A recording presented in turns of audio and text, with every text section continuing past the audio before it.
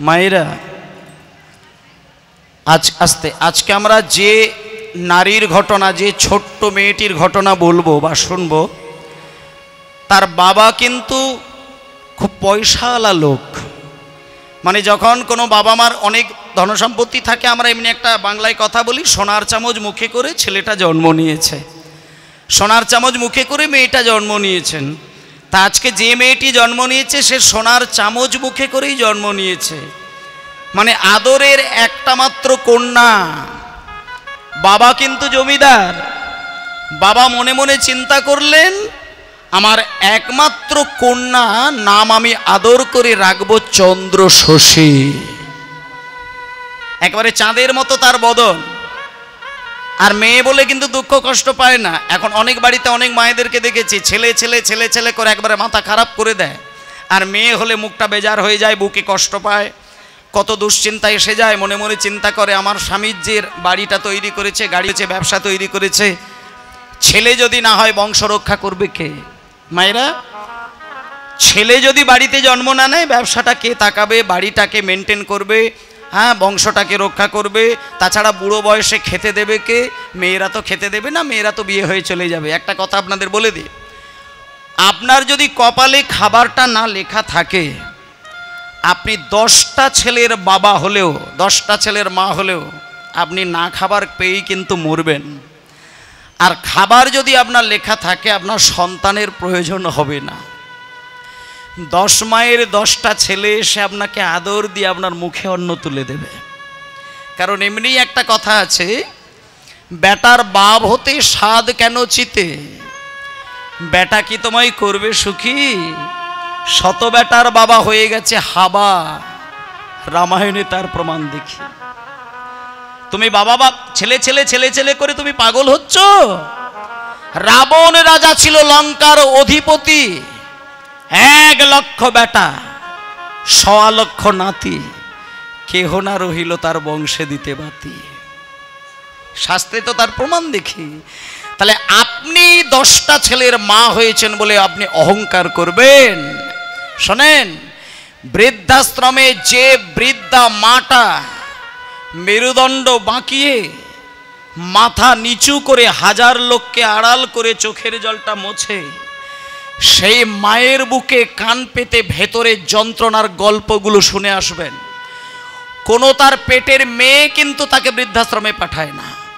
সবথেকে বড় কথা হচ্ছে, বৃদ্ধাশ্রমে মা বাবাগুলোকে যারা পাঠায়, সেই ছেলেরা মূর্খ নয়, চাষি নয়, মাতাল নয়, সামান্য টাকা রোজগার করে এমন দুস্থ সন্তান নয়, উচ্চ শিক্ষিত ভদ্র অফিসার হয়ে কিন্তু তার মাকে গোপনে গোপনে বৃদ্ধাশ্রমে পাঠিয়ে রেখেছেন। তাহলে আপনি এখানে কোথায় বিচার করবেন ধর্ম আর অধর্ম? শোনেন, একটা দায়িত্ব নিতে হবে যে আপনার ছেলে আপনাকে খেতে দেবে, এই দায়িত্ব আপনি নিতে পারবেন না। আজকে চন্দ্রশশী দেবী দেখিয়ে দিলেন জগতের মানুষকে, সন্তান জন্ম নেবার আগে মা বাবার গুরু দায়িত্ব থাকে। মা বাবাদেরকে একটা জিনিস লক্ষ্য করতে হয়, দেখুন সেই সন্তানই মাকে হাত বাড়িয়ে খেতে দেবে যে সন্তান কৃষ্ণ ভক্ত হয়। কৃষ্ণ ভক্ত সন্তান কোনোদিন আড়াল করে, কোনোদিন মা বাবাকে লুকিয়ে খায় না। এটা আমি প্র্যাকটিক্যাল প্রমাণ দিয়ে দিচ্ছি। এবার এখানে হয়তো কেউ মনে মনে ভাবতে পারেন যে না, এ কথাটা সম্পূর্ণ ভুল, কারণ আমি অনেক দেখেছি কৃষ্ণ ভক্ত লোক তার মাকে খেতে দেয়নি, বাবাকে খেতে দেয়নি। কিন্তু এটা আপনাদের বলে দিই, আপনি যাকে কৃষ্ণ ভক্ত বলে মনে করলেন অথচ মাকে খেতে দেয়নি, আপনি কিন্তু একটা দিকে প্রমাণ হয়ে যাবেন। যে ছেলে তুলসীমালা গলায় নিয়েছে, তিলক সেবা করেছে, রাত দিন ভগবানকে সেবা দেয়, লোকে তাকে বলে পরম কৃষ্ণ ভক্ত, অথচ মাকে খেতে দেয়নি, আপনি কিন্তু একটা জিনিস বুঝে যান, ও কৃষ্ণ ভক্ত নয়, ও কপট। ও কপট। ওর ভেতরে এতটুকু কণা মাত্র কৃষ্ণ প্রেম নেই। যে ছেলের ভেতরে থাকে কৃষ্ণ প্রেম, সে খাবারের থালা কাছে পেলে নিজের মুখে খাবার তুলতে পারে না। সে বৃদ্ধ মা, বৃদ্ধ বাবার কাছে গিয়ে বলে, মা তুমি খেয়েছো?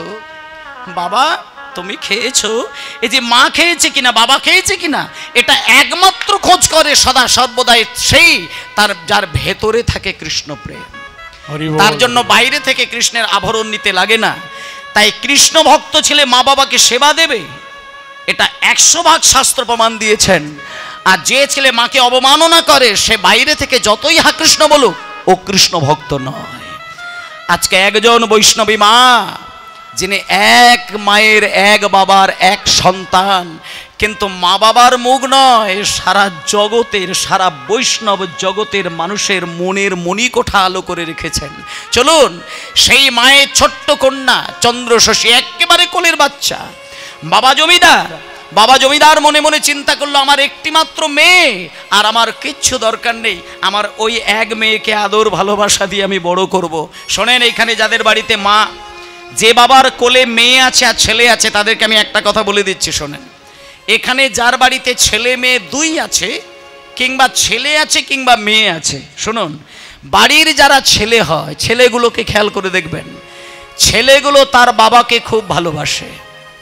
কিন্তু এটাও প্রমাণ দেখবেন, ছেলেগুলো বাবাকে যা ভালোবাসে তার থেকে একটু বেশি কিন্তু মাকে ভালোবাসে।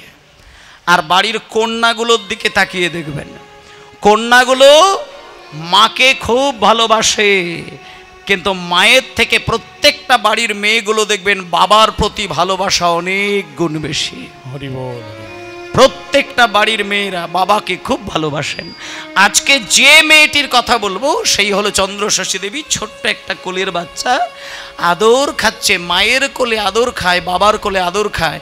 খেতে খেতে খেতে খেতে একটু বড় হয়, সামান্য বড় হয়েছে, কিন্তু বাবা মনে মনে চিন্তা করলেন, আমার মেয়ে চন্দ্রশশী দেবী আমি সমাজের মাটিতে বেশি দিন ফেলে রাখবো না, আমি তড়িঘড়ি করে আমার একমাত্র আদরের কন্যাকে বিবাহের ব্যবস্থা করব।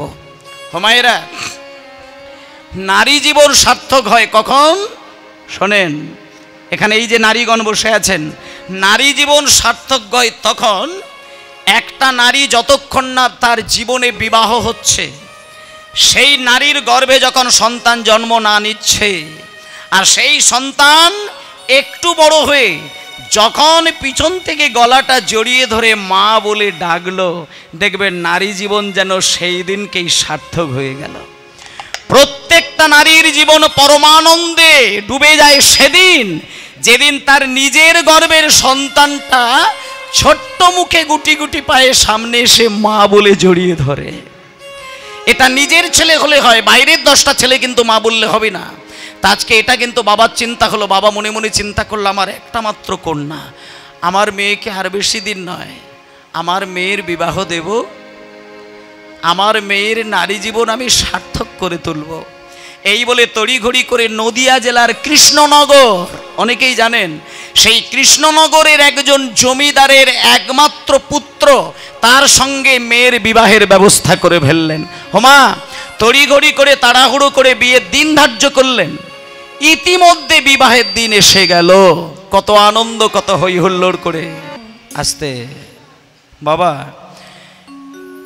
বিবাহ যেদিনটা হবে, জমিদারের ওই কন্যা নাম চন্দ্রশশী, খুব ভালো করে খেয়াল করুন, মেয়েটা কিন্তু ধার্মিক নয়, মানে কোনোদিন ভগবান কি জিনিস জানে না।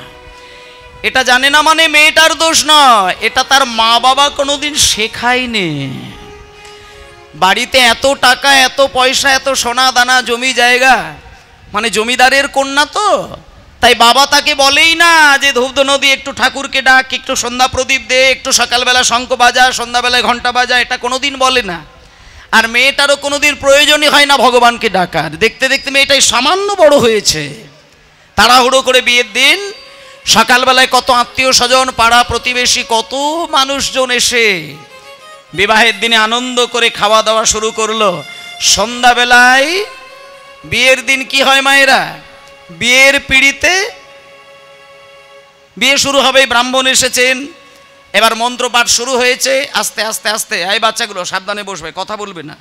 এবার বিয়ের পিঁড়িতে বিয়ে শুরু হবে। হঠাৎ করে বিয়ে হলো, বিয়েটা হয়ে গেল, মায়া মালা বদল হলো, সব হয়ে গেল। কি আনন্দ, কি পরমানন্দ, মা বাবাও আনন্দ পাচ্ছে। কিন্তু ওমা, বিয়ের দিনে পাড়ার সবাই আনন্দ করে, খায় দায়, বিয়ে দর্শন করে, আশীর্বাদ করে, সুন্দর দিন রাত্রির কেটে যায়। সকালবেলাটা বলুন কী রকম দিন কাটে, একটা মানুষকে আপনি দেখাতে পারবেন নাই তার চোখে এক বিন্দু জল ধরা দেয়নি। একটা মানুষকে দেখাতে পারবেন না। সব থেকে বেশি পাগল হয়ে কাঁদে কে জানেন? যে বাড়ির মেয়ে বিয়ে হয়ে যায়, আদরের মেয়ে যদি হয়, সেই বাড়ির সব থেকে বেশি তার বাবার দিকে তাকিয়ে দেখবেন। আর মেয়েটাও যখন মাকে প্রণাম করবে, যতটা ব্যথা না পায়, বাবাকে প্রণাম করতে গিয়ে ব্যথা সামলাতে পারেন না। আজকে চন্দ্রশশী দেবী মায়ের কোলে কতটুকু ভালোবাসা পেয়েছে, বাবা তো সারাটা দিন ধরে মেয়েকে ভালোবাসা দিয়েছেন। যেদিনকে মেয়ের বিবাহ হলো, সকালবেলা মাকে প্রণাম করতে গেল, চোখ থেকে গঙ্গা বইছে, আর বাবাকে প্রণাম করার সময় চোখের জল। বুক চাপড়ে কাঁদতে কাঁদতে বাবাকে প্রণাম করতে গিয়ে জ্ঞান হারিয়ে যায়। ওই চন্দ্রশশী দেবী ভাবতে পারে না যে বাবার আদর খেতে খেতে আমি এতগুলো দিন বড় হলাম, আজকে সেই মা বাবাকে পর করে দিয়ে পরের বাড়িতে গিয়ে আপন সংসার সাজাতে হবে। এটা জমিদার ওই মেয়েটি বুঝতে পারে না। কিন্তু বাবাকে প্রণাম করতে গিয়ে যখন কাঁদতে কাঁদতে জ্ঞান হারিয়েছে, সঙ্গে সঙ্গে মাথায় জলের ছিটে দিয়ে জ্ঞান ফিরিয়ে দিয়ে বাবা মেয়েটার মাথাটাকে বুকের মাঝখানে রেখেছে, মাথায় হাত বুলিয়ে দিয়ে বলছে, মারে কাঁদিস না, শোন শোন, একটা কথা বলি, শোন, আমার কথাটা একটু মাথায় রাখবি, তুই তো আমার কন্যা, তুই তো আমার মেয়ে। প্রত্যেকটা মেয়ের কিন্তু পরের ঘরে জন্ম হয়, এটা তো জানা নেই, তাই জন্য তুই কাঁদছিস। এই যে আমি তোর বাবা, এই যে পাশে দাঁড়িয়ে রয়েছে তোর মা, এরা তোর আপনজন নয়, এরা সবাই পর। আজকে এই যে তোর পাশে দাঁড়িয়ে রয়েছে, এই তোর আপনজন। চোখের দিকে তাকিয়ে দেখ, আপন মানুষ এতদিন ছিল না তোর কাছে, আজকে তোর পাশে দাঁড়িয়েছে। শোন মা, আমি তোকে একটা কথা বলি, আপন মানুষকে কাছে পেয়ে, আপন মানুষের হাত ধরে আপন বাড়িতে গিয়ে আপন সংসার, এই বাবা,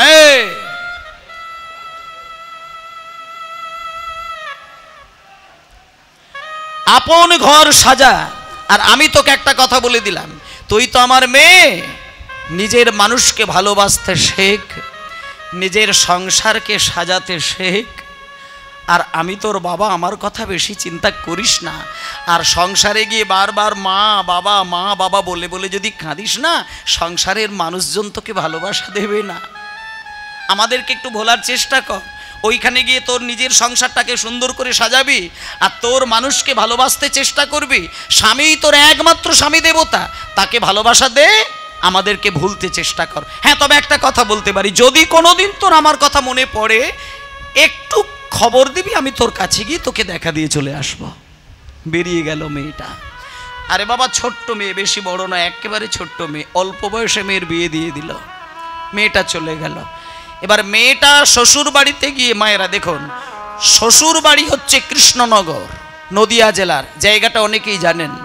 কৃষ্ণনগরে যখন নিজের স্বামীর হাত ধরে শ্বশুর বাড়িতে ঢুকছে, রাজবাড়িটাকে দেখে চন্দ্রশশী দেবী ভাবলো, বাহ, আমার বাবারও যেমন সুন্দর বাড়ি, আর আমার স্বামীরও খুব সুন্দর বাড়ি।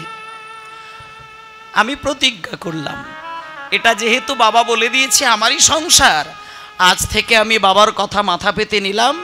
আর এই প্রথম দিনে ছাদের তলায় দাঁড়িয়ে আমি প্রতিজ্ঞা করলাম, আমি নিজ হাতে সমস্ত বাড়িটাকে পরিষ্কার করব, আর আমি স্বামীর সেবা করব, এছাড়া আমার কোনো কাজ নেই। মেয়েটা দুটো কাজ করে, রাজবাড়িটাকে সুন্দর করে দেখাশোনা করে, আর রাত দিন স্বামীর সেবায় নিজেকে মন বসায়। মানে স্বামীকে স্বামী বলে নয়, স্বামীকে স্বামীর দেবতা জ্ঞানে সেবা দেয়। সে নিছক একটা স্বামী নয়, স্বামী দেবতার মতন সেবা করে। দেখতে দেখতে দেখতে দেখতে দেখতে দেখতে কটা মাস কাটে।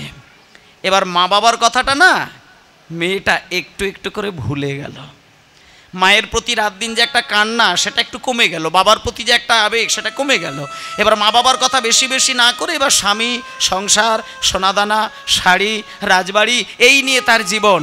কিন্তু মা, কপালে যদি সুখ না থাকে, কপালে যদি সুখ না থাকে, রাজবাড়ি তাকে কোনোদিন রাজ ঐশ্বর্যের সুখ দেবে না। আজকে যে স্বামীকে স্বামী দেবতা জ্ঞানে সেবা দিচ্ছে, কয়েকটা মাস পরে যে চন্দ্র শশী দেবী সবকিছু ছেড়ে দিয়ে স্বামী দেবতার চরণে মন অঞ্জলি দিয়েছে, সেই চন্দ্র শশী দেবী সারা জীবনের জন্য স্বামীকে হারিয়ে ফেললেন। মাত্র কটা মাসের মধ্যে স্বামী দেবতা মারা গেলেন। সঙ্গে সঙ্গে চন্দ্র শশী দেবী মা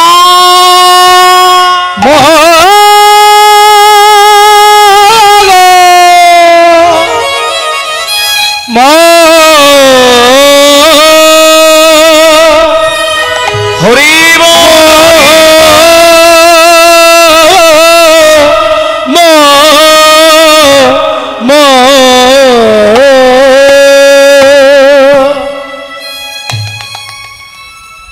স্বামী দেবতা যখন মারা গেলেন, চন্দ্র শশী দেবী পাগল। স্বামীর চরণে আছাড় কাছাড়কে মা বাবাকে ডাকছে। ইতিমধ্যেই বাবা ছুটে এসে যখন মেয়ের কাছে দাঁড়ালো, মেয়েকে দেখে বাবা ঠিক থাকতে পারলো না। সঙ্গে সঙ্গে চন্দ্র শশী দেবীকে বুকে টেনে নিয়ে বাবা বলছে, মারে কাঁদিস না, আমি তোকে কথা দিলাম মা, তুই তো আমার মেয়ে, আমি তোকে কথা দিলাম, শোন, এই যে স্বামী তোর জীবন থেকে হারিয়ে গেল, আমি তোর বাবা, আমি প্রতিজ্ঞা করলাম, আমার যত টাকা লাগে লাগুক, আমার যত টাকা খরচা হয় হোক, আমি এই বাংলার মাটিতে খুঁজে খুঁজে আবারও কোনো জমিদারের পুত্রের সঙ্গে তোর বিবাহের ব্যবস্থা করব। হরি বল, হরি বল। মায়েরা, চন্দ্র শশী দেবী সঙ্গে সঙ্গে বাবাকে হাত জোড় করে বললেন, বাবা এ তুমি কি বলছো, আমি আবার বিবাহ করব? শোনো বাবা, একটা কথা বলি, আমার এই হৃদয় সিংহাসনে আমি স্বামী দেবতার আসনে যে মানুষটাকে একবার বসালাম, আমি যতগুলো দিন বেঁচে থাকব ততগুলো দিন আমার এই সিংহাসনে আমি দ্বিতীয় কোনো পুরুষকে আর বসাবো না। বাবা, আমি যতদিন বেঁচে থাকব, আমার যদি স্বামীর জন্য মন কেঁদে ওঠে, আমি চোখ বন্ধ করলে আমার সিংহাসনে যেন আমি এই স্বামী দেবতাকে দেখতে পাই। আমি আর কোনোদিন কাউকে ভালোবাসতে পারবো না বাবা, আমি বিবাহ করব না, বাবা কিন্তু আর দ্বিতীয়বার কথা বললেন না। তাহলে দেখুন, পতিব্রতা নারী কাকে বলে? স্বামীকে স্বামী দেবতা জ্ঞানে যাকে বসিয়েছেন তাকে আর সরাবে কি করে? দেখতে দেখতে মাত্র কটা দিন কাটলো, কয়েকটা দিন পরে চন্দ্র শশী দেবী শ্রাদ্ধের ব্যবস্থা করলেন। আমরাও বাড়িতে দেখবেন কেউ মারা গেলে তার যথাযোগ্য শ্রাদ্ধ অনুষ্ঠান করি এবং ব্রাহ্মণ ডাকি, আর বিভিন্ন মানুষকে নিমন্ত্রণ দিয়ে শ্রাদ্ধ অনুষ্ঠানে সেবা দিই। আর আজকে ঠিক সেইভাবে দেখুন, জমিদার গিন্নিমা তার স্বামী মারা গিয়েছে বলে তার এইরকম ভাবে রাজবাড়ির উঠানের মধ্যে শ্রাদ্ধযজ্ঞ শুরু হচ্ছে। হাজার হাজার মানুষকে হাতে ধরে নিমন্ত্রণ দিয়েছেন, সবাই জমিদার বাড়িতে আসলেন, কিন্তু মা শ্রাদ্ধ তো শুরু হলো, কত মানুষকে সেবার জন্য ভালো ভালো রান্না তৈরি হলো, কিন্তু আসল কাজটা কিন্তু চন্দ্র শশী দেবী করেননি। সেটা কি? যে কাজটা না করলে কারোর আত্মার শান্তি ঘটে না, আজকে সেই কাজটাই কিন্তু জমিদার গিন্নিমা করলেন না। এবং সেটা কি না, সেটা আজকে বাবা, আরে বাবা, এই জল টল দিতে গেলেই তো গান বাজনা ডিস্টার্ব হবে বাবা, তুমি এই 5টা দিয়েছো দিয়ে দাও, কিন্তু আর এসব দান করো না বাবা। কীর্তনের মাঝে ওই চা দেওয়া জল দেওয়া এসবগুলো করো না, এটা করবে না, এটা আমি অনুরোধ করছি। মানে কীর্তন মাঝে হঠাৎ করেই কোনো খাদ্য এসে দেবেন না, এটা তাহলে কীর্তনের অসভঙ্গ হবে, করবেন না। জয় নিতাই, হরি বল। আজকে জমিদার গিন্নিমা সব করেছে, সব সব সব সব একটাও জিনিস বাদ দেয়নি, শুধু একটা মূল কাজ তিনি করেননি। সেটা কি? সেটা পাশের গ্রাম থেকে একদল বৈষ্ণব সম্প্রদায়, তারা চন্দ্র শশী দেবীর ভুলটাকে ভাঙানোর জন্য প্রভাতকালে চলে এসেছেন। প্রভাতকালে এসেই দরজার সামনে সেদিনকে শ্রাদ্ধযজ্ঞ হচ্ছে। বাবা, সকাল বেলায় চন্দ্র শশী দেবীর চোখের জল তো বন্ধ হয় না, স্বামী হারিয়ে গেছে, তার শ্রাদ্ধ অনুষ্ঠান হবে, মানুষজন এসেছেন। সেইখানে হঠাৎ করে দরজার সামনে যখন একদল বৈষ্ণব সম্প্রদায় সেই ভজ শ্রীকৃষ্ণ লহ শ্রীকৃষ্ণ গান গাইতে গাইতে ভেতরে আসছেন, জমিদার গিন্নিমা ছুটে গিয়ে তাদেরকে প্রণাম জানালেন, আর বৈষ্ণব সম্প্রদায়কে প্রশ্ন করলেন, বাবা কে আপনারা? আমি তো আপনাদেরকে ঠিক চিনতে পারছি না। হোমা, আপনি আমাদেরকে চিনবেন না। একটা কথা আপনাকে বলি, আপনি তো জমিদার গিন্নিমা? হ্যাঁ বাবা, আমি জমিদার গিন্নিমা। আপনারা কে? আপনি আমাদেরকে চিনবেন না। শোনেন, আপনি গিন্নিমা এটা আমরা জানি, আর সব থেকে বড় কথা হচ্ছে আপনি আপনার স্বামীকে ভীষণ ভালোবাসতেন, আর স্বামী আপনার জীবন থেকে সরে গেছে এটা আমরা খবর পেলাম। কিন্তু মা একটা কথা বলি, আপনার কল্যাণের জন্য, আপনার ভালোর জন্য একটা কথা বলার জন্য আমরা এসেছি বৈষ্ণবগণ। মাগো, আপনি যে স্বামীর আত্মার শান্তির জন্য শ্রাদ্ধ অনুষ্ঠান করছেন, আপনি কিন্তু এখানে একটা বড় মহৎ কাজ কিন্তু করেননি। একটু জল দেখি বাবা।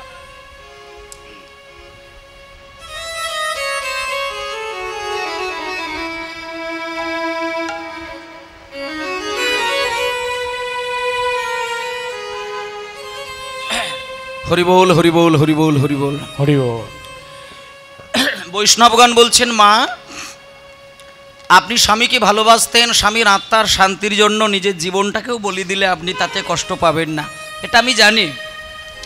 কিন্তু মা একটা কথা বলি, স্বামীর আত্মার শান্তি পেতে গেলে এই যে এখানে হাজার হাজার ব্যক্তিগণ বসে আছেন, তো এদেরকে যদি আপনি প্রাণ ভরে শুধু খাইয়েও যান, তাতে করে কিন্তু আপনার স্বামীর আত্মা কিন্তু শান্তি পাবে না। আপনার স্বামীর আত্মা যদি শান্তি আপনাকে আনতে হয়, তাহলে আপনার এই যে জমিদার বাড়িটা রয়েছে, রাজবাড়িটা রয়েছে, আর আপনি যে আজকে যজ্ঞ করছেন, এই শ্রাদ্ধ যজ্ঞের মাঝখানে কিন্তু একটু কীর্তন করানো অবশ্যই দরকার। কীর্তন, দাঁড়াও দাঁড়াও দাঁড়াও দাঁড়াও দাঁড়াও, কীর্তন কি জিনিস?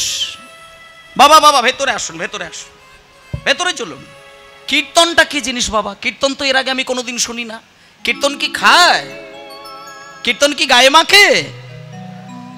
আসলে মা জমিদার গিন্নিমা কীর্তন টির্তন সব বুঝবে কি করে? সে তো ওই পরিবারের মধ্যে নয়।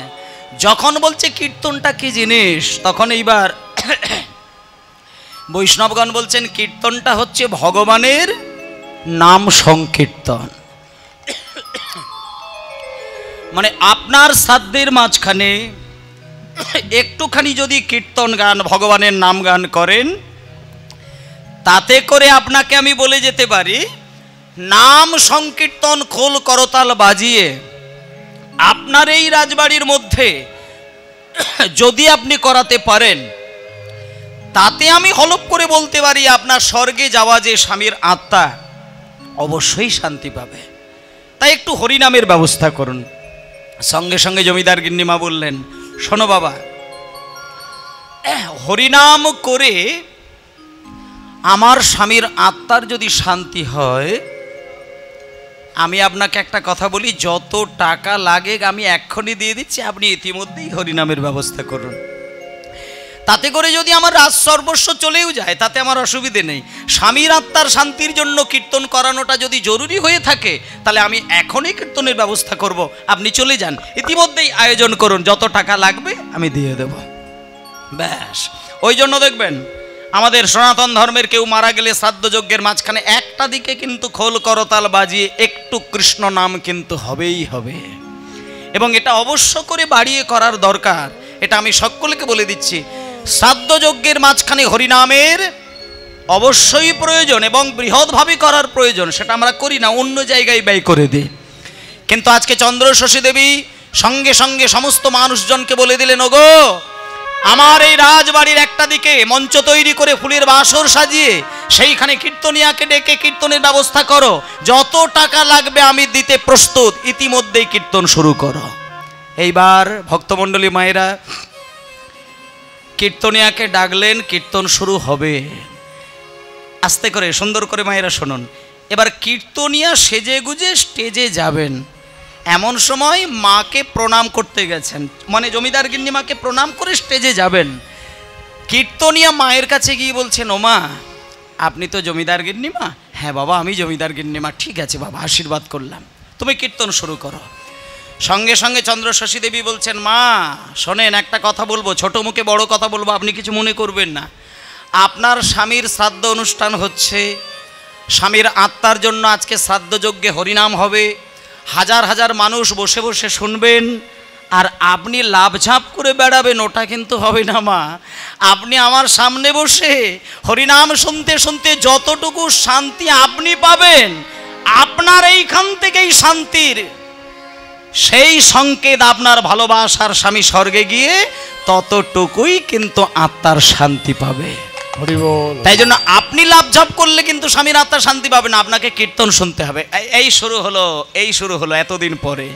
এইবার জমিদার গিন্নিমা কথা দিলেন, বাবা কীর্তন শুনলে যদি স্বামীর আত্মা শান্তি পায়, তুমি চিন্তা করো না, আমি তোমার সামনে বসে হাত জোড় করে কীর্তন শুনবো, যতক্ষণ তুমি গাইবে আমি ততক্ষণ মন দিয়ে কীর্তন শুনবো, চলো আমি তোমার সামনেই যাব। ব্যাস, এবার কীর্তনিয়া আসরে আসলেন, এই যেমন আপনারা বসেছেন, আর জমিদার গিন্নিমা একেবারে কীর্তনিয়ার সামনে বসে হাত জোড় করে চোখ বন্ধ করে মন দিয়ে কীর্তন শুনছেন।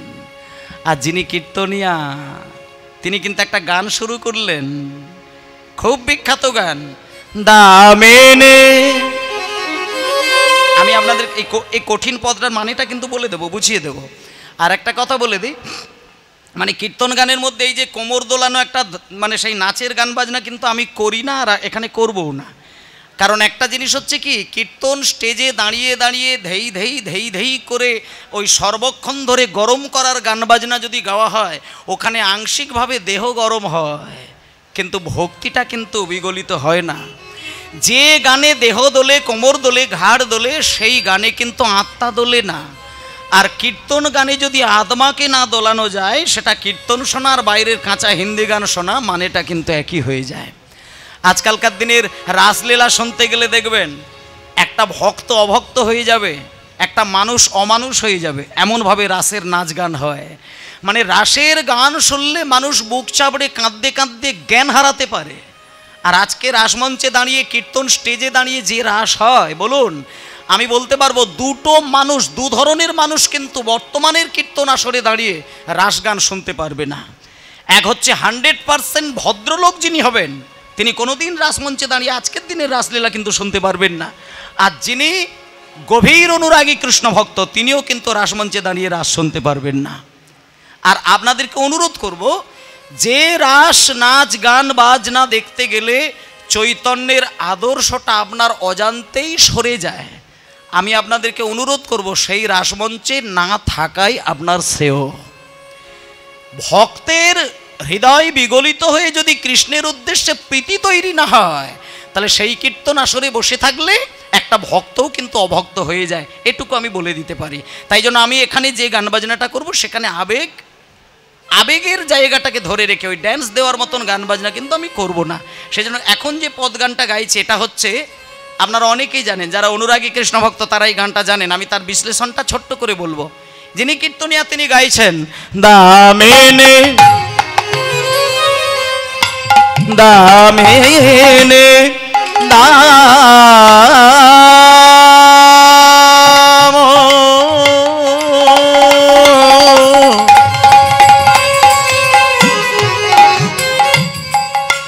দমন রুচি দর্শনে, আরে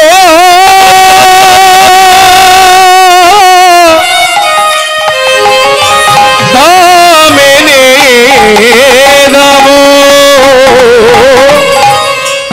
দমন রুচি দর্শনে,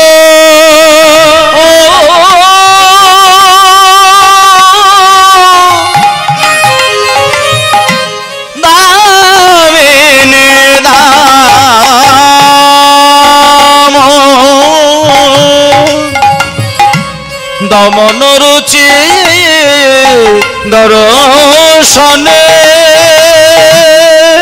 কি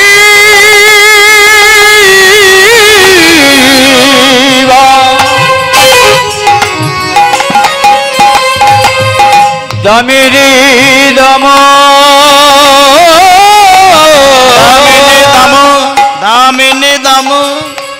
দর্শন দর্শনে বনে।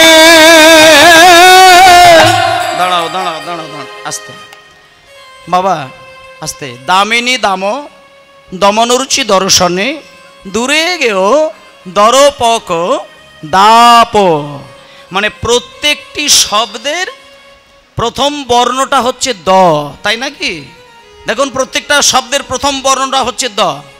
দামিনী দ দিয়ে শুরু, দামিনী দাম দমনরুচি দর্শনে দূরে গেও দরপক দাপ। সেই দ দ দ দ দ দ দ দয়ের অনুপ্রাস অলঙ্কার। হ্যাঁ, তাহলে এই যে দামিনী দাম দমনরুচি, মানে এর বিশ্লেষণ যখন করলেন, তারপরে আবার কীর্তনিয়া একেবারে শেষের দিকে যখন তুমি আপনা হইতে হও আপনার, দাঁড়াও, এই গানটা সবাই জানেন। যারে কেহ নাই তুমি আছো তার, একই সবই মিছে কথা ভাবি সেবারতা, বড় বাজে দিন স্মরণে কেন বঞ্চিত হব চরণে, কেন বঞ্চিত হব চরণে, কেন বঞ্চিত হব চরণে, কেন বঞ্চিত হব চরণে।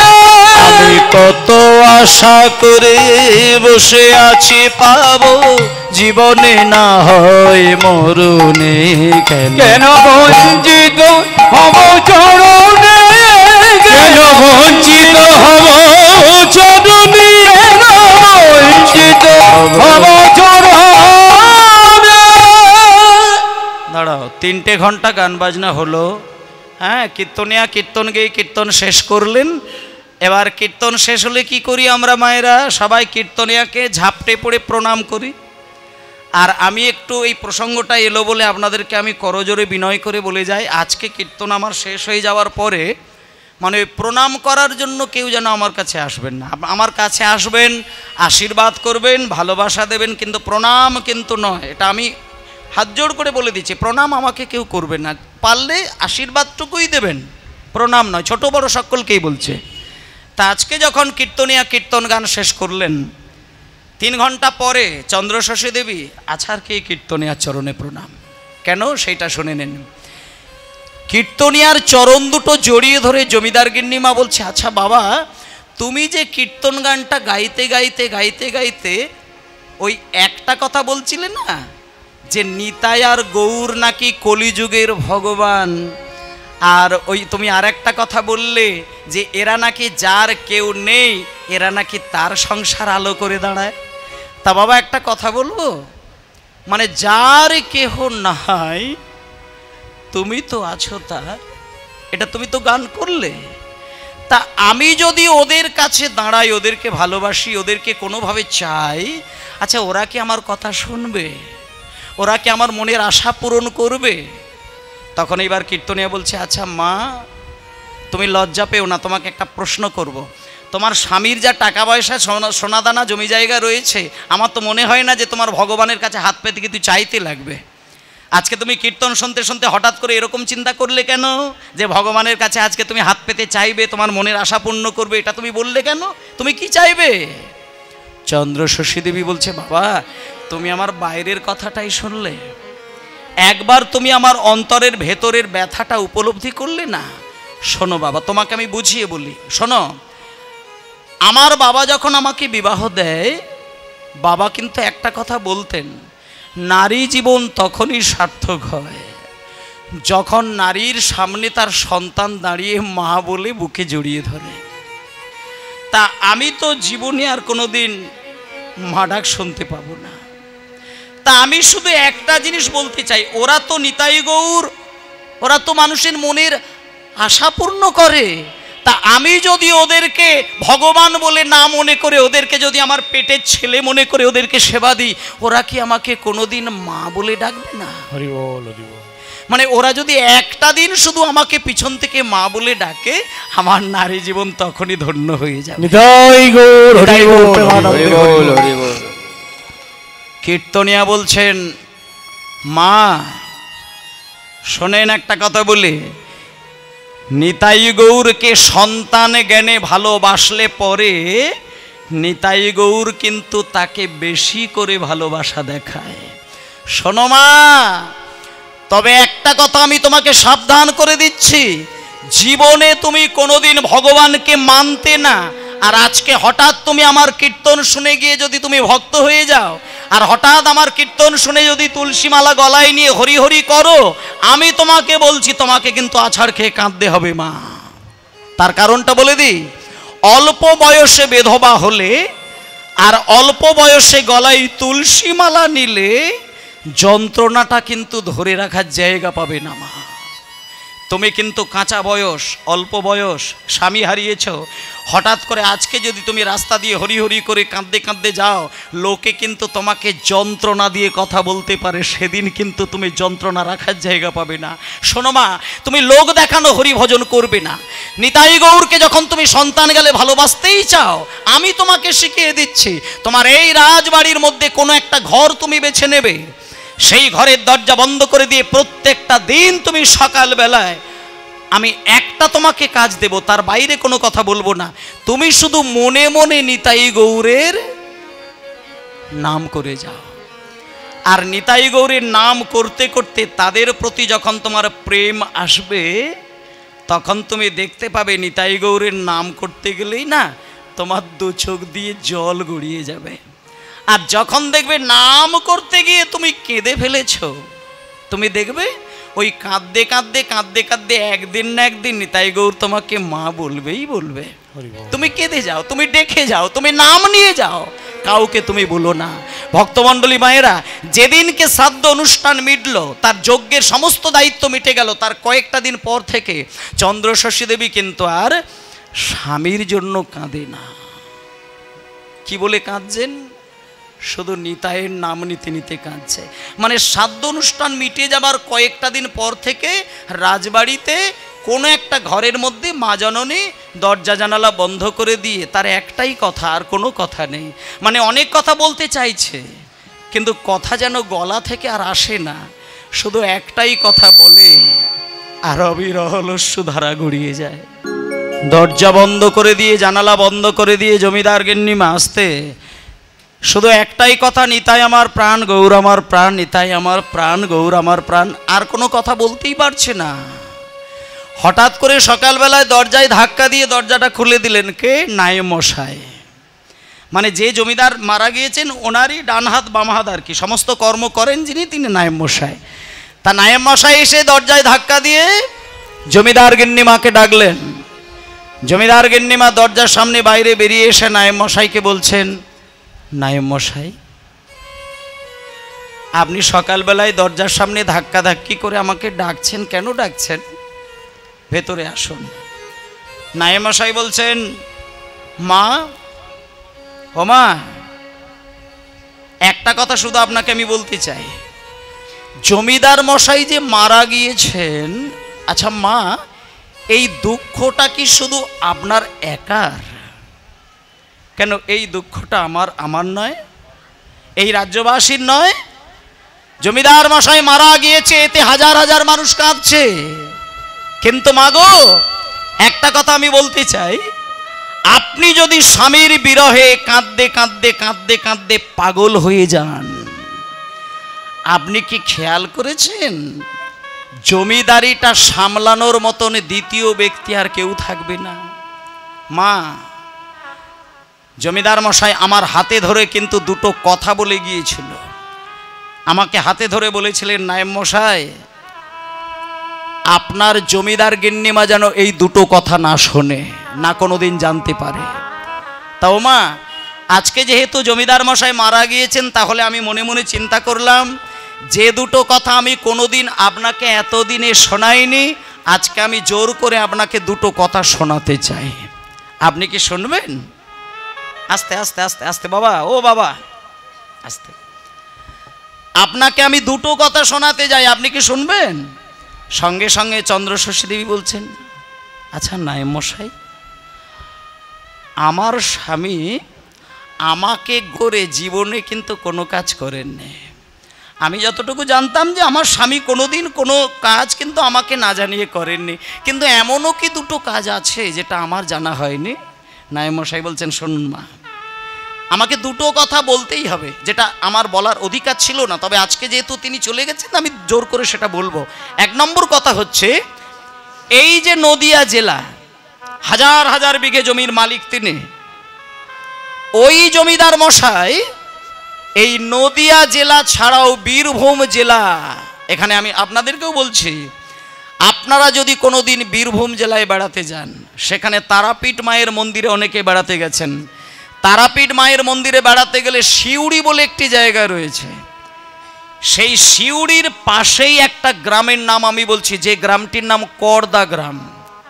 করদা, আর কেউ বলে করডা, হ্যাঁ, যে কোনো নামে বলতে পারে, করদা গ্রাম। তা আজকে নায়েব মশাই বলছেন, মা, আমাদের জমিদার মশাই ওই বীরভূম জেলায় গিয়ে সিউড়ির পাশে যে করদা গ্রামটা, ওটা কিন্তু পয়সা দিয়ে কিনেছিলেন। এটা এক নম্বর কথা। আর দু নম্বর কথা হচ্ছে, ওই করদা গ্রামের মানুষগুলো এত বাজে, এত দুষ্টু, এত নোংরা, এত খারাপ, 3 বছর হলো ওরা খাজনা দেয়নি। তা মা, আপনি আমার কথাটাকে কিন্তু অন্যভাবে নেবেন না। আপনার হাতের শাখা আর সিঁথির সিঁদুর আপনি কিন্তু হারিয়ে ফেললেন, আর এই দুঃখটা নিয়ে গিয়ে যদি ওই গ্রামের মাঝখানে দাঁড়ান, আমার মনে হয় 3 বছরের খাজনাটা মনে হয় আপনাকে এই বছর দিয়ে দেবেন। চন্দ্রশশী দেবী হঠাৎ করে চমকে উঠলেন। জমিদার গিন্নিমা বলছেন, নায়েব মশাই, এ আপনি কি বলছেন? আমার স্বামী বীরভূম জেলায় গ্রাম কিনেছে, সেটা আমি জানি না? হ্যাঁ মা, আপনি জানেন না। তাছাড়া 3 বছর হলো ওরা খাজনা দেয়নি, সেটাও কই আমাকে কোনোদিন আমার স্বামী বলেননি? না, আপনাকে বলেননি, আপনি চিন্তা করবেন বলে।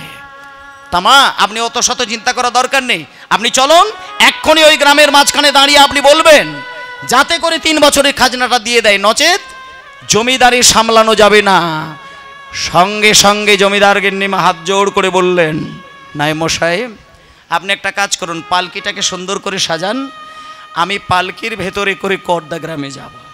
না না, আমি অন্য কথা বলবো না, আমি শুধু গ্রামবাসীদের মাঝখানে দাঁড়িয়ে শুধু একটা কথা বলবো যে, ওগো গ্রামবাসীগণ, তোমরা তো আমার সন্তান আর আমি তো তোমাদের মা, মানে আমি তোমাদেরকে কোনো চাপ দিয়ে কিছু কথা বলতে চাই না, আমি শুধু এটাই বলতে চাই যে এই যে তোমরা 3 বছর খাজনাটা দিতে পারো না, কেন দিতে পারো না সেটা শুধু আমাকে বলে তোমরা ঘরে চলে যাও, ব্যাস, এইটার জন্য আমি যাব। না, তোমরা এক কাজ করো, পালকিটাকে সাজাও, আমি পালকির ভেতরে করে যাব। এই বলে মায়েরা সুন্দর করে পালকিটাকে সাজানো হলো। পালকি যারা বাহক তারা চলে এলো, পালকিটাকে কাঁধে তুললো, আর পালকি যখন বয়ে নিয়ে যায়, কেমন করে নিয়ে যায়? পালকি তো নিঃশব্দে যায় না, পালকি যেতে গেলে সামনে 3 জন, পিছনে 3 জন, তারা যাচ্ছে, আর তারা মাকে ভেতরে করে বসিয়ে নিয়ে গুনগুনা গুনগুনা গুনগুনা গুনগুনা, জোরে চলো, গুনগুনা আরো জোরে, গুনগুনা, আরো জোরে, গুনগুনা, জোরে চলো, গুনগুনা। এখন এই গুনগুনা গুনগুনা গুনগুনা গুনগুনা, এটা যখন বারবার বলছে, জমিদার গিন্নিমা পালকির ভেতর থেকে মুখটাকে বাইরে বার করেছে, বাইরে বার করে বলছে, বাবা, ও বাবা, পালকিটা একবার দাঁড় করো, কাছে এসো, আমি তোমাদেরকে একটা কথা বলবো, ওই গুনগুনা গুনগুনা শব্দটা কি বাবা? এইবার পালকি বাহকগণ বলছেন, ওমা, আমরা তো মূর্খ সূর্খ মানুষ, আমাদের এই সামান্য কথায় আপনি কেন এসব চিন্তা করছেন? আমরা মূর্খ মানুষ, আমাদের মতন করে একটা ছন্দে ছন্দে গান বানিয়ে নিয়েছি। আপনি একটা কাজ করুন, আপনি পালকির ভেতরে বসুন, করদা গ্রাম আসলে আপনাকে নামিয়ে দেবো, আপনি আমাদের কথায় চিন্তা করবেন না, আর তাছাড়া আমাদের কথা নিয়ে কেন আপনি এত ভাবছেন? তখন চন্দ্রশশী দেবী বলছে, না বাবা, তোমরা মূর্খ মানুষ আর আমি কি শিক্ষিত মানুষ? শোনো বাবা, আমি তোমাদের মা, আমি তোমাদের ভুল ধরার জন্য কথা বলি না, আমি তোমাদেরকে বুকে ব্যথা দেওয়ার জন্য কথা বলছি না। একটা কথা আমি তোমাদেরকে বোঝাতে চাই, মানুষ হয়ে যখন জন্ম নিয়েছো বাবা, এমন একটা শব্দ জিউ ভাই উচ্চারণ করবে যাতে করে তোমাদেরও কল্যাণ হবে আর জগতেরও কল্যাণ হবে। মা, ও মা, আচ্ছা, এরকম আবার শব্দ হয় নাকি যেটা উচ্চারণ করলে আমাদের কল্যাণ হবে, জগতের কল্যাণ হবে? এরকম শব্দ আছে? বলে হ্যাঁ আছে, একটা আছে, একটা শোনো। তোমাদের ওই গুনগুনাটা বারণ করছি না, ওটা তোমরা বলো, ওটাকে আমি বন্ধ করতে বলছি না। তবে একটা শব্দ আমি তোমাদেরকে জুড়ে দেব, ওই গুনগুনা শব্দ বলার আগে, হ্যাঁ, আমি তোমাদেরকে একটা শব্দ শুধু বলবো, ওটা শুধু ওর সঙ্গে জুড়ে দাও। জুড়ে দিয়ে তোমরা পালকিটা কাঁধে নাও, কাঁধে নিয়ে আমার এই শব্দটা জুড়ে দিয়ে ছন্দে ছন্দে ছন্দে ছন্দে কই বলো তো তোমরা দেখি। দাঁড়াও, ইতিমধ্যেই পালকিতে করে জমিদার গিন্নিমা ওমা পালকি করে পৌঁছে গেল বীরভূম জেলায়। এবার বীরভূম জেলায় যখন পৌঁছে গিয়েছেন, গ্রামে ঢোকার শুরুতেই সরু একটা মাটির রাস্তা। পালকি বাহকগণ জমিদার গিন্নিমাকে পালকি থেকে নামিয়ে দিয়ে বলছে, ওমা আমরা আর ভেতরে যাচ্ছি না, ভেতরে সরু রাস্তা তো, আর যেতে যেতে যদি আমাদেরই পা পিছলে গিয়ে পড়ে যায় তাতে আপনার ক্ষতি হয়ে যাবে। আপনি বরং একটা কাজ করুন, আমরা পালকিটা এইখানে দাঁড় করিয়ে দিচ্ছি, আপনি একটু 2-4 পা এগিয়ে গ্রামের ভেতরে চলে যান। ভক্তমণ্ডলী মাগো, পালকি থেকে নেমে চন্দ্রশশী দেবী কত হবে 2-4 পা হয়তো এগিয়েছেন। তারপরে নায়েব মশাইকে ডেকে নিয়ে বলছে, নায়েব মশাই, ও নায়েব মশাই, আচ্ছা এটাই কর্দা গ্রাম তো? তবে একটা কথা আমি বলতে চাই, সামনে এসো, সামনে এসো, সামনে এসো।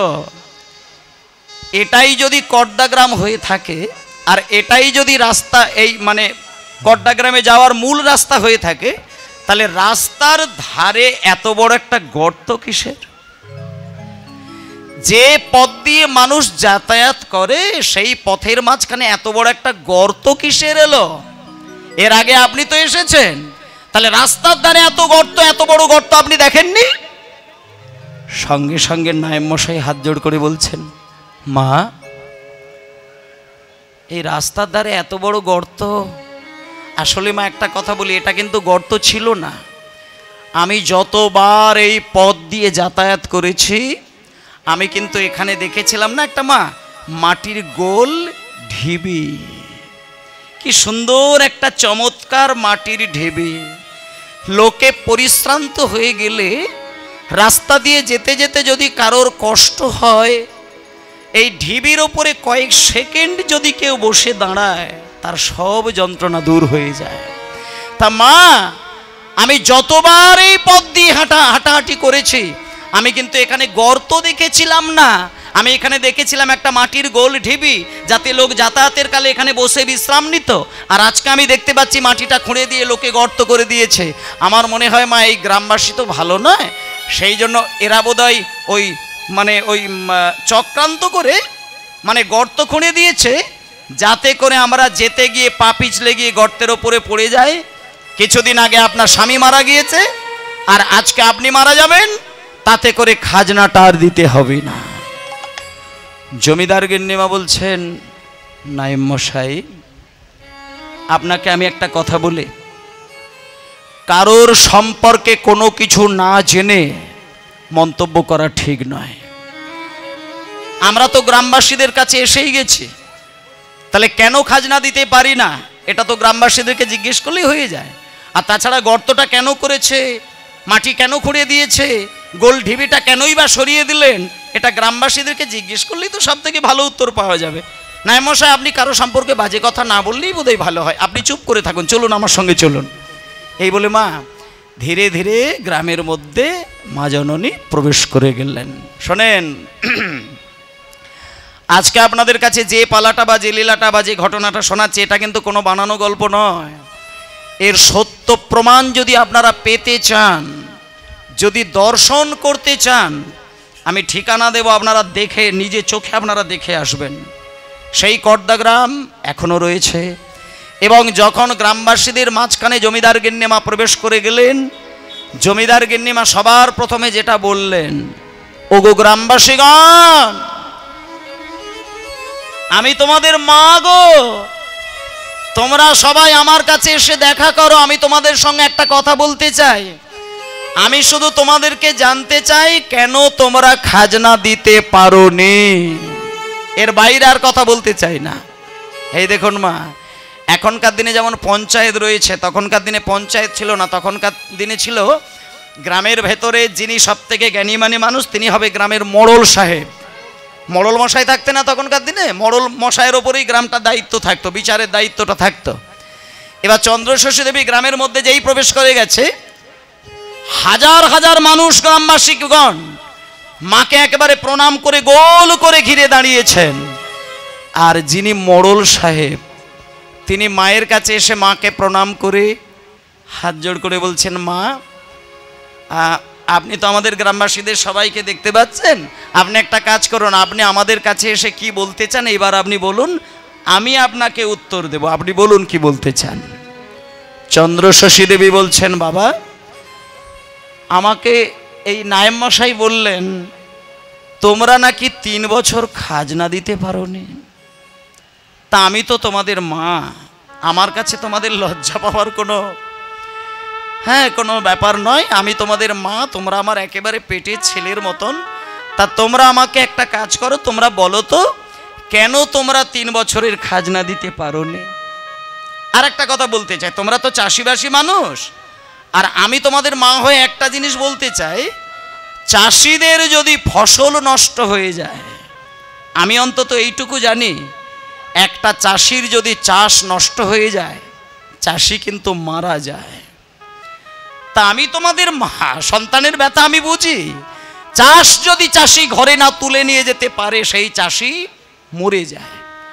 তা বাবা তোমরা তো সবাই চাষ করে খাও, তা আমি তোমাদেরকে জানতে চাই তোমরা যে 3 বছর খাজনা দাওনি, তোমাদের কি 3টে বছর ফসল ভালো হয়নি? আচ্ছা যদি বলো ফসল ভালো হয়নি তা আমি তোমাদের খাজনা মওকুফ করে দেব। বলো বলো বলো ফসল কি ভালো হয়নি নাকি অন্য কোনো কারণ? এইবার শুনুন,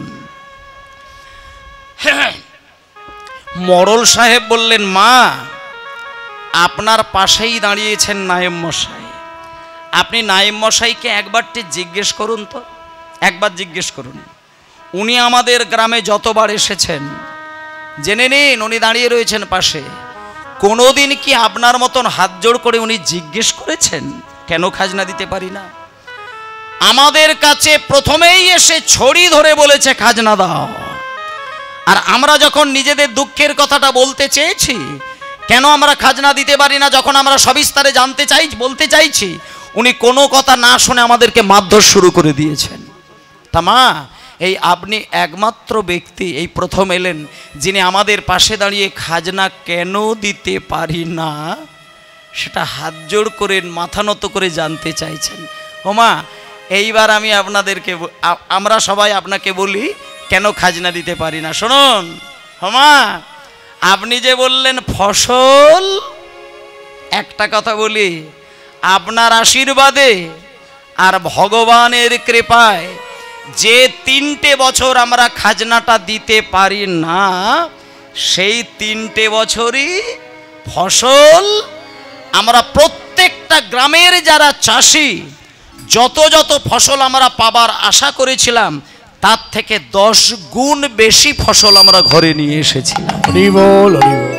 কিন্তু আমরা খাজনা দিতে পারি না কেন জানেন? শুনুন শুনুন, আপনি যখন আমাদের গ্রামে ঢুকলেন রাস্তার ধারে আপনি একটা গর্ত দেখেন, ও মা সর্বনাশ, হ্যাঁ তো আমি তো ভুলেই গেছি। ঠিক ঠিক ঠিক ঠিক, দাঁড়াও দাঁড়াও দাঁড়াও দাঁড়াও দাঁড়াও দাঁড়াও, আমি দেখলাম রাস্তার ধারে একটা গর্ত, আর নায়েব মশাই বললেন ওটা নাকি একটা ঢিবি ছিল, তোমরা নাকি ওই ঢিবিটাকে খুঁড়ে দিয়ে গর্ত করে দিয়েছো, তাই তো? হ্যাঁ মা শুনুন, আমি বলি ওটা একটা মাটির ঢিবি ছিল, একদম ঠিক কথা, কিন্তু মা আমাদের গ্রামের পশ্চিম দিকের পাড়ায় একজন গোয়ালা তিনি ঘর করে বাস করতেন এবং তার একটা বড় গোয়াল ঘর ছিল। সেই গোয়াল ঘরে অনেকগুলো গরু বাঁধা থাকতো। প্রত্যেক অমাবস্যা, প্রত্যেক পূর্ণিমা আর প্রত্যেকটা একাদশীর দিন যেদিন হয় সেদিন ওই গোয়ালার গোয়াল থেকে ঠিক মধ্যরাত্রি যখন হবে তখন ওই গোয়ালার গোয়াল থেকে একটা গরু দড়ি ছিঁড়ে ছুটে এসে ওই ঢিবিটার উপরে উঠে দাঁড়ায়।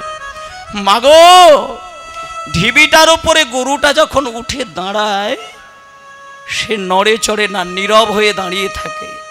তাতে করে কি হয় জানো মা, তার বাঁট থেকে আপনা আপনি দুধ ঝরে পড়ে। হরি বল, হরি বল। এটা আমরা সকল গ্রামবাসী আড়াল থেকে দূর থেকে দেখলাম।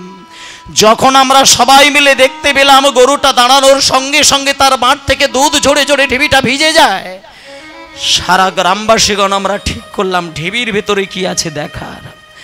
সঙ্গে সঙ্গে আমরা সকল গ্রামবাসীগণ কোদাল, কুরুল, কাটারি সবকিছু অস্ত্র শস্ত্র নিয়ে গিয়ে যখন আমরা ওই ঢিবিটা খুললাম, ঢিবির মধ্যে কি দেখলাম জানো মা,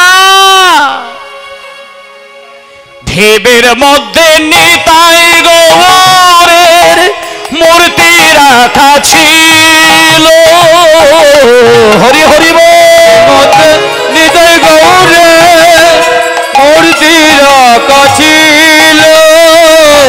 দেখি ঢিবির মধ্যে নিতাই গৌরের মূর্তি রাখা ছিল। ঢিবির মধ্যে নিতাই গৌরের মূর্তি রাখা ছিল।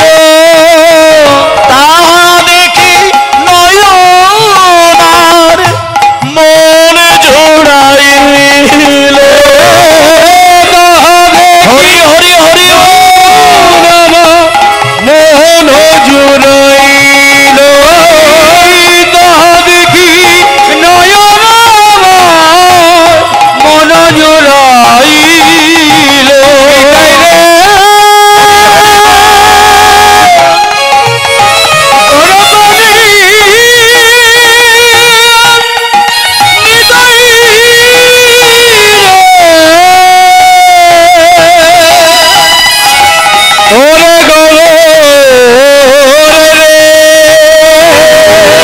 আমার প্রাণের গৌর রে, নিতাই রে, নিতাই গৌরে মূর্তি রাখা ছিল। ওই দেবীর মধ্যে নিতাই গৌরে মূর্তি রাখা ছিল। মা, ও মা, মাগো, যখন আমরা মাটিটাকে খুঁড়ে খুঁড়ে মাটির একটু তলদেশের দিকে আমরা নামলাম, দেখলাম ঢিবির একেবারে তলায় ছোট্ট ছোট্ট দুটো কাঠের নিতাই গৌর। মা, আপনি যদি নিতাই গৌরকে দেখেন আপনি বুঝতেই পারবেন না কত বছর ধরে এরা মাটির তলায় চাপা পড়ে আছে। নিতাই গৌরকে দেখলে যেন মনে হয় কেউ যেন কাঠের নিতাই গৌর নূতন পালিশ করে বসিয়ে রেখে দিয়ে গেছে। ও মা, আমরা কি করলাম জানেন মা, সঙ্গে সঙ্গে আমাদের গ্রামে একজন ওই বাবাজি থাকতেন, তার নাম হচ্ছে বলরাম দাস বাবাজি, ওনাকে আমরা ডাকলাম, আমরা তো কিছু বুঝি না। তখন ওই বলরাম বাবাজি এসে তাড়াহুড়ো করে নিতাই গৌরকে বুকে টেনে নিয়ে নিতাই গৌরের পদতলে ওড়না দিয়ে পরিষ্কার করতে গেলেন। আর যেই নিতাই গৌরের পদতল ওড়না দিয়ে পরিষ্কার করতে গেল, অমনি দেখতে পেল নিতাই গৌরের চরণের তলায় লেখা রয়েছে দাস মুরারি গুপ্ত। সঙ্গে সঙ্গে বলরাম বাবাজি সকলকে ডেকে ডেকে বললেন, ওগো গ্রামবাসীগণ, তোমরা ধন্য, তোমরা ধন্য হয়েছ। এই নিতাই গৌর যেমন তেমন নিতাই গৌর নয়, হে হচ্ছে সেই মুরারি গুপ্তের সেবিত নিতাই গৌর। মাগো, আমরা সেই নিতাই গৌরকে যাতে করে হারাবো না বলে আমরা কাশী থেকে সঙ্গে সঙ্গে ব্রাহ্মণ ডাকতে চলে গেলাম। কাশী থেকে আমরা 101টা ব্রাহ্মণ ডেকেছিলাম। তাদের পারিশ্রমিক দিতে গিয়ে, তাদের দক্ষিণা দিতে গিয়ে, আর ওই নিতাই গৌরকে সুন্দর করে আমাদের গ্রামে সারাটা জীবন ধরে রাখবো বলে আমাদের গ্রামের পূর্ব দিকে একটা মন্দির তৈরি করেছি মা। ও মা, সেই মন্দির সেই মন্দির বানাতে গিয়ে আর 101টা কাশি থেকে ব্রাহ্মণ ডেকে তাদের দক্ষিণা দিতে গিয়ে আমরা গ্রামে যতগুলো বাড়ি আমরা আছি না মা, প্রত্যেকটা বাড়ি থেকে যত যত আমরা চাষ করে ফসল ঘরে তুলেছিলাম, যতটুকু বছরে আমাদের খেতে লাগে ততটুকুই ফসল বাড়িতে রেখে দিয়ে সমস্ত ফসল আমরা বিক্রি করে দিয়েছিলাম। আর সেই সমস্ত বিক্রির টাকা প্রত্যেকটা গ্রামবাসী আমরা নিঃস্ব করে মন্দিরে দিয়েছিলাম। আর প্রত্যেকটা দিন ওই নিতাই গৌরের 3 বার সেবা দেবার জন্য আমরা 3টে বছর খাজনা দিতে পারি না মা। ও মা, আমি আপনার চরণ ধরে কথা দিতে পারি, আপনি কয়েকটা দিন সময় দিন। আপনার জীবন থেকে স্বামী হারিয়ে গেল, আর আপনাকে ব্যথা দিয়ে কথা বলতে চাই না, আপনি কটা দিন সময় দিন, আমি গ্রামের মানুষের থেকে খাজনা আদায় করে নিয়ে আপনার কয়েক মাসের মধ্যে আমরা খাজনা দিয়ে দেব। চন্দ্রশশী দেবী বলছে, বাবা আমি তোমাদের একটা কথা বলি, তোমরা মাটি খুঁড়ে নিতাই গৌরকে পেয়েছো, একবার কি তোমাদের মনে হয়নি যে মাকে খবর দিয়ে কাশি থেকে ব্রাহ্মণ ডাকলে তাদের দক্ষিণা দিলে একটা বারও কি তোমাদের বুকে বাঁধলো না যে মাকে বলে দিই, মাকে একবার খবর দিই?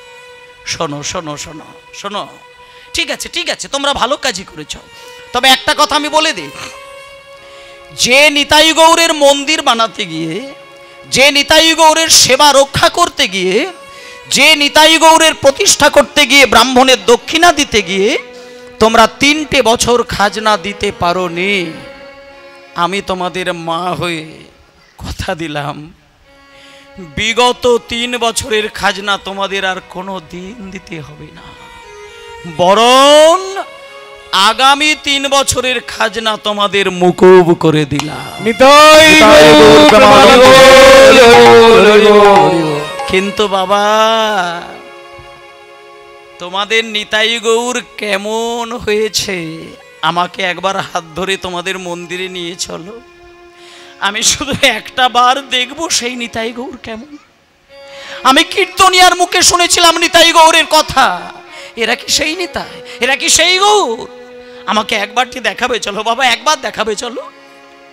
সঙ্গে সঙ্গে গ্রামবাসীগণ বললেন, মা আপনি নিতাই গৌরকে দেখবেন, একটুখানি একটুখানি একটুখানি অপেক্ষা করুন।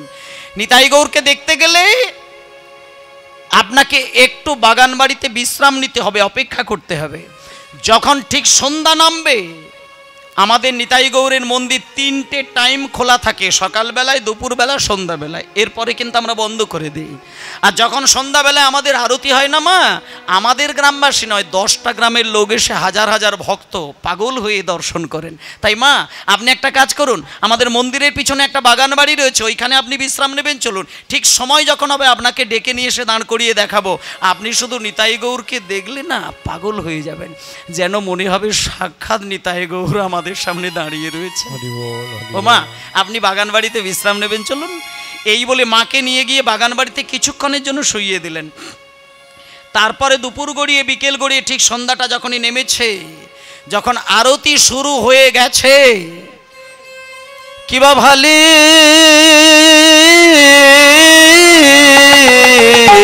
আচ্ছা একটুখানি বলে দিই, আমি কিন্তু নিতাই গৌরের আরতির এই গানটা গাইব, আর চন্দ্রশশী দেবীও কিন্তু ওই সুযোগে আসবেন, আর সেই সুযোগে আমরাও কিন্তু লীলার মধ্যে প্রবেশ করে সেই নিতাই গৌরকে কিন্তু দর্শন করব। আর একটা কথা বলে দেব, আজকে যে কাঠের নিতাই গৌরটা কদ্দা গ্রামে উঠলেন, এখানে আপনারা যারা বাবারা, মায়েরা, ভাইয়েরা, বোনেরা সবাই রয়েছেন, আপনারা যদি সচক্ষে সেই নিতাই গৌরকে দেখতে যান, আমি ঠিকানা দেব, আপনারা গিয়ে সেই নিতাই গৌরকে এখনও দেখতে যেতে পারেন।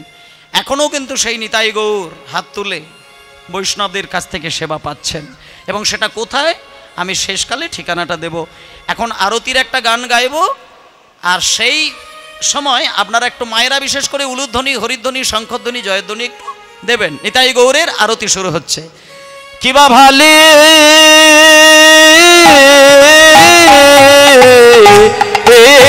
গোরা চাঁদের আরতি বল, কিবা ভালে হরি হরি হরি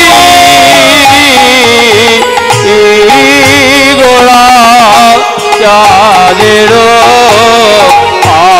আরতি করি কিবা ভালে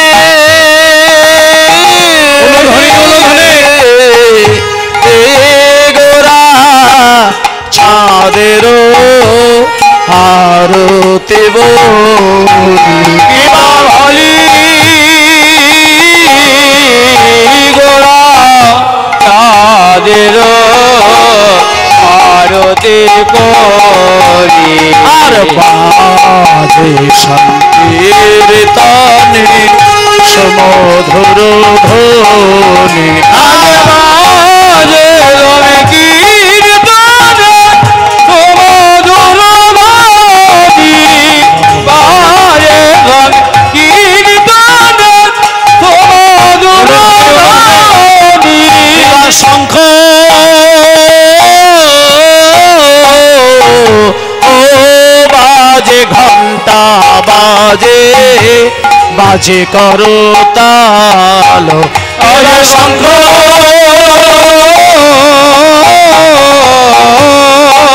বাজে ঘন্টা বাজে বাজে করতাল এবার শঙ্খ ও বাজে ঘন্টা বাজে বাজে করতাল কিবা শঙ্খ বাজে ঘন্টা বাজে বাজে করতাল আর মধুর রঙ্গ বাজে শুনে তেরো সাল আরে মধুর নিদরি হরি হরি হরি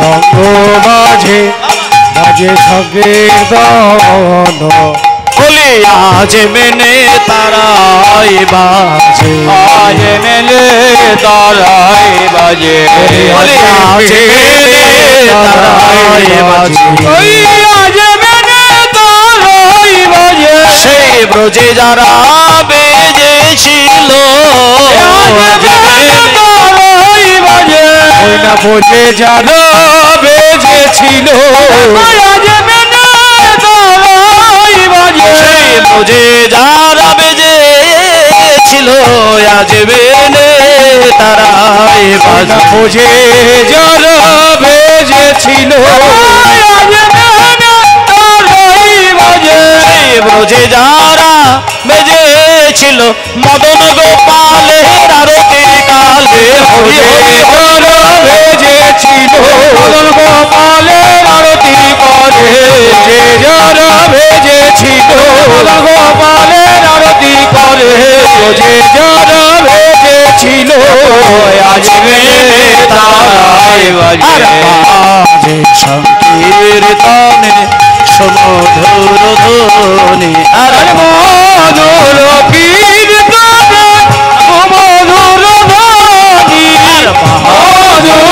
কীর্তনে মধুর ধ্বনি হরি বল হরি বল হরি বল হরি বল হরি বল হরি বল ভক্তমণ্ডলী মা বাবা আজকে কর্দা গ্রামে যখন এইভাবে আরতি কীর্তনটা শুরু হয়ে গেল আপনাদেরই মধ্য থেকে একজন মা জননী গিয়ে চন্দ্রশশী দেবীর কাছে গেলেন আস্তে একবারে ছবির মতো লীলাটাকে আস্বাদন করবেন জমিদার গিন্নিমা তো মানে পরিশ্রান্ত শরীর এবার ওই বাগান বাড়িতে একটুখানি মানে হালকা করে চোখে ঘুমটা লেগে গেছে এমন সময় একজন গিয়ে বলছে ওমা আপনি ঘুমাচ্ছেন চলুন আরতি শুরু হয়ে গেছে কত ভক্ত সমাজ এসেছে কত আনন্দ করে নিতাই গৌর দর্শন করছেন আপনি চলুন হেই বলে যখনই চন্দ্রশশী দেবীকে হাতে ধরে নিয়ে আসছেন জমিদার গিন্নিমা আসছেন আর মন্দিরের কাছে এসে দেখছে বাবা ওরে বাপরে বাপ এই এত হাজার হাজার ভক্তগণ বসে আছেন বাবা একটু একটু সবাই তোমরা একটু সরে সরে বসো তো বাবা আমি তোমাদের মাঝখান দিয়ে একটু দেখি তোমাদের মন্দিরের ভেতরে গিয়ে নিতাই গৌরকে দেখি তোমরা তো রোজই দেখো আর আজকে একটু তোমাদের নিতাই গৌরকে আমি একদম সামনে থেকে দেখবো দেখি তোমরা একটু সরো আমি তোমাদের মা এই বলে একবারে গ্রামবাসীগণ সরে গিয়ে মাকে রাস্তা দিয়ে দিল। মা সোজা হেঁটে হেঁটে গেল, গিয়ে মন্দিরের ওপরে সিঁড়ি ধরে ধরে ওপরে উঠলো। উঠে মন্দিরের চৌকাঠ পেরিয়ে ভেতরে বেদির ওপরে নিতাই গৌর দাঁড়িয়ে রয়েছে। জমিদার গিন্নিমা একেবারে ভেতরে গিয়ে বেদির ঠিক ডান দিকটাতে বসেই হাত জোড় করে যে কাঠের নিতাই গৌর দুটি উঠেছিল মাটি থেকে, ওই নিতাই গৌরের চোখের দিকে তাকিয়ে তাকিয়ে জমিদার গিন্নিমা মুখে কিন্তু নয়, মনে মনে একটা কথা ভাবছেন, আচ্ছা এরা কি সেই নিতাই? এরা কি সেই গৌর? আমাকে কীর্তনিয়া বলেছিলেন নিতাই গৌরকে সন্তান জ্ঞানে ভালোবাসলে এরাই নাকি মা বলে। তাহলে এরা কি সেই নিতাই? এরা কি সেই গৌর? এবার জমিদার গিন্নিমা মনে মনে ভাবছে, এরা যদি সেই নিতাই হয়, এরা যদি সেই গৌর হয়, সঙ্গে সঙ্গে মনে মনেই মা ভেবে ফেলল, এই নিতাই, এই গৌর, আমি যদি তোদেরকে পেটের ছেলের মতন করে কোলে জড়িয়ে ধরে তোদের মুখে যদি আমি খাবার তুলে দিই, তোদেরকে যদি আমি ছেলে বলি, তোরা কি আমাকে মা বলে ডাকবি? মানে তোরা কি আমার মানে ছেলে হতে পারবি? আমি কি তোদের মা হতে পারবো? এই ছেলে হতে পারবি পারবি পারবি বলতে বলতে চন্দ্রশশী দেবী অজ্ঞান হয়ে গেলেন। এটা কিন্তু মুখে বলে না, মনে মনে বলছিলেন।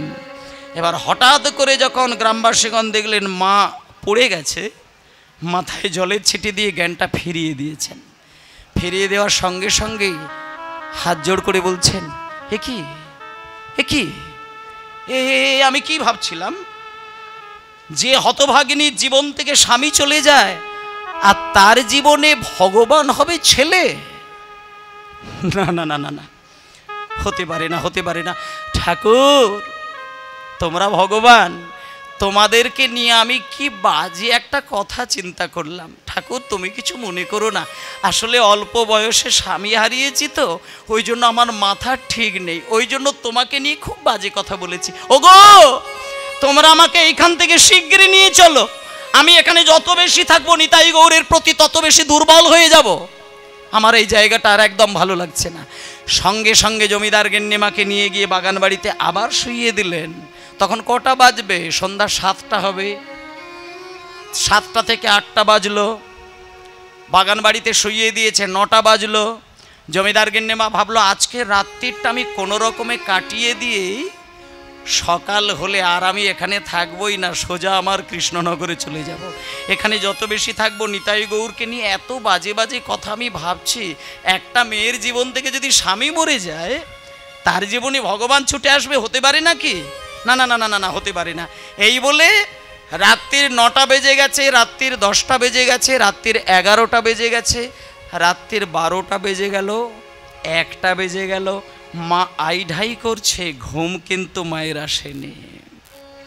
এবার একজন পদদাসী মায়ের পা টিপে দিচ্ছিলেন, সে ভাবলো মাকে ঘুম পাড়িয়ে দিয়ে চলে আসব, কিন্তু রাত্রির 1টা বেজে গেছে, তখনও যখন মা ঘুমাচ্ছে না, তখন পদদাসী পা টেপা বন্ধ করে দিয়ে পা করে গিয়ে মায়ের মাথার উপরে হাতটা বুলিয়ে দিয়ে বলছে, মা, ও মা, আচ্ছা একটা কথা বলি, নিতাই গৌরের আরতি কি শুধু আপনি দেখলেন?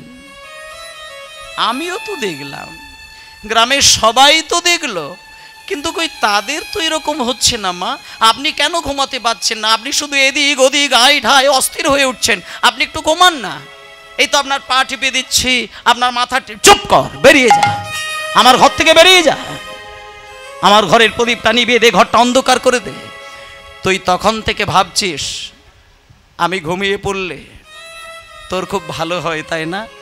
ওরে তুই যেমন ভাবছিস আমি ঘুমিয়ে পড়লে তোর শান্তি হয়, কিন্তু তুই জানিস না আমিও হাজার চেষ্টা করছি ঘুমানোর, কিন্তু আমার চোখে ঘুম আসে না রে। আমি যতবার ঘুমাতে যাই, যতবার আমি চোখের পাতা দুটো এক করতে যাই, আমি মন্দিরের সেই নিতাই গৌরকে আমি চোখের সামনে দাঁড়িয়ে থাকতে দেখতে পাই। ওরে তুই ঘর থেকে বেরিয়ে যা, জানালাটা বন্ধ করে দে, দরজাটা বন্ধ করে দে, ঘরের প্রদীপটা নিভিয়ে দে, ঘরটা অন্ধকার করে দে, দেখি আমার চোখটা ঠান্ডা হয়ে গিয়ে একটুখানি ঘুম আসে কিনা, বেরিয়ে যা বেরিয়ে যা বেরিয়ে যা। পদদাসীকে ঘর থেকে বাইরে বার করে দিলেন। যখনই ঘর অন্ধকার হয়ে গেছে, যখনই মায়ের চোখটা একটু হালকা ঠান্ডা হয়ে গিয়েছে, ঠিক রাত্রির 1টা গড়িয়ে যখন 1:30 2টোর দিকে যাচ্ছে, তখন মা জননী একটুখানি ঘুমিয়ে পড়ল। আর যেই ঘুমিয়ে পড়েছে মা, কিবা গৌর বরণ মুনিয়া ভরণ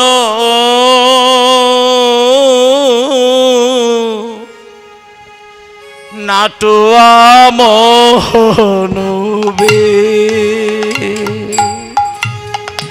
তারে দেখিতে দেখিতে ভুবন ভুলালো।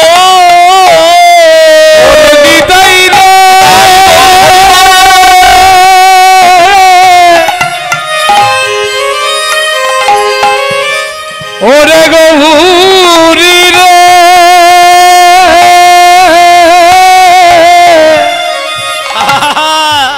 ওরে নিতাই রে,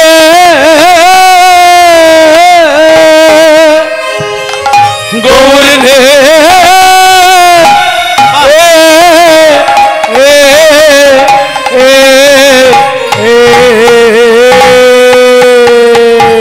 তারে দেখিতে দেখিতে ভুবন ভুলালো।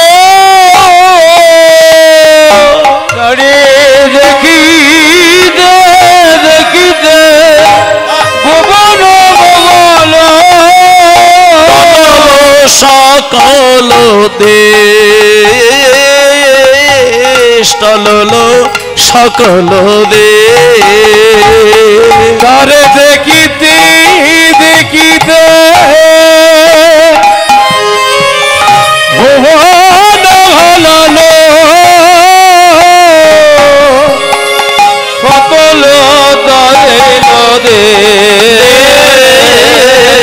টলল সকল দেশ।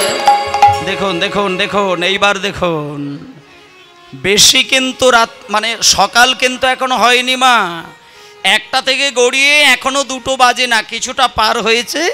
আর ওই যে ঘরের প্রদীপটা নেভানো ছিল, ঘরটা অন্ধকার হয়ে গিয়েছিল। অন্ধকার ঘর হয়ে গেলে ঘুমটা একটু আগে এসে যায়, চোখটা ঠান্ডা হয়ে যায়। জমিদার গিন্নিমা যখনই ঘরের প্রদীপ নিভিয়ে দিয়েছে, ঘরটা অন্ধকার করে দিয়েছে, মা জননী একটুখানি হালকা ঘুমিয়ে পড়ল। আর জানা চোখে ঘুমটা লেগে গেল, পাতাটা একটু জুড়ে গেল। কি হয়েছে দেখুন এইবার আপনারা ছবির মতো দেখুন। হঠাৎ করে মা অন্ধকারে ঘুমাচ্ছিলেন, ঘরের উত্তর পূর্ব কোণ, যেটা ঘরের উত্তর পূর্ব কোণে 100টা সূর্যকে এক জায়গায় করলে তার যে একটা দুটি ছটা ঝলক, মায়ের ঘুমের মধ্যে স্বপ্নের ঘরে দেখছে 100 সূর্যের আলো যেন তার চোখে ঝলসে দিচ্ছে। মা জননী মনে মনে স্বপ্নের ঘরে ভাবছে, কি আমার ঘরের প্রদীপ তো নেভানো ছিল, ঘর তো অন্ধকার ছিল, কে আমার প্রদীপ জ্বেলে দিল, কে আমার ঘরে আলো জ্বেলে দিল, কে আমার ঘরে আলো জ্বাললো, কে আলো জ্বাললো। মা স্বপ্নের ঘরে কে আলো জ্বেলে দিল, কে আলো জ্বেলে দিল, এই বলতে বলতে বলতে বলতে হঠাৎ করে ওই আলোর দিকে একটু তাকিয়ে ফেলেছেন। আর যেই আলোর দিকে মা একবার দৃষ্টি দিয়েছেন, হঠাৎ করে দেখে কি আলোর ঠিক মাঝখানটা মন্দিরের সেই ছোট্ট ছোট্ট নিতাই গৌর দুটো দাঁড়ানো রয়েছে। আর জমিদার গিন্নিমা স্বপ্নের ঘরেই বলে উঠল, এ কি ঠাকুর, আপনি তো ভগবান, আপনি আমার শয়নকক্ষে কেন দাঁড়িয়ে এসেছো? আপনি তো ঠাকুর, আপনি তো দেবতা, আপনি তো ঈশ্বর, আপনি তো ভগবান, আপনি আমার শয়নকক্ষে এসে কেন দাঁড়িয়ে রয়েছেন? চলে যান, মন্দিরে চলে যান। সঙ্গে সঙ্গে নিতাই গৌর ওই আলোর ভেতর থেকে বলে উঠল, মা, ও মা, মা, আমরা ঠাকুর, আমরা ভগবান, জগতে সবার জন্য, কালকে তুমি আরতি দেখতে গিয়ে আমার বেদির সামনে দাঁড়িয়ে তুমি মনে মনে আমাদের দুই ভাইয়ের চোখের দিকে তাকিয়ে মনে মনে তুমি আমাদেরকে ছেলে বলে দুবিন্দু নয়নের ধারায় কাঁদলে না মা। যখনই তুমি আমাদের মন্দিরে দাঁড়িয়ে তুমি দুই ভাইকে ছেলে বলে কেঁদে উঠলে না মা, আমরা না তখনই তোমার হৃদয় মন্দিরে সন্তান হয়ে ধরা দিয়ে দিয়েছি মা। ও মা, মা আমাদেরকে ছেলে, আমাদেরকে ঠাকুর বলো না, আমাদেরকে ভগবান বলো না, আমাদেরকে সন্তান জ্ঞানে কোলে টেনে নাও না মা, নাও না মা, নাও না। এই বলে সেই নিতাই গৌর স্বপ্নের ঘরে হামাগুড়ি দিতে দিতে দিতে দিতে এসে মায়ের সামনে দাঁড়িয়ে মায়ের ওই শাড়ির একটা আঁচলের কোণ নিতাই ধরেছে, আর একটা আঁচলের কোণ গৌর ধরেছে। নিতাই আর গৌর দুইজন শাড়ির দুই আঁচলের কোণ ধরে বলে উঠল, মা আজকে তুমি আমাদের দুই ভাইকে যতক্ষণে কোলে বসিয়ে রান্না করে খাওয়াবে, হ্যাঁ না বলছো, ততক্ষণে আমরা দুই ভাই তোমার শাড়ির আঁচল কিন্তু ছাড়বো না মা। বলো খাওয়াবে না, বলো খাওয়াবে না, বলো খাওয়াবে না। টানিতে টানিতে টানিতে আঁচল, টানিতে আঁচল ছিন্ন যে হইল, তৎক্ষণাৎ চন্দ্র শশীর নিদ্রা ভঙ্গ হইল।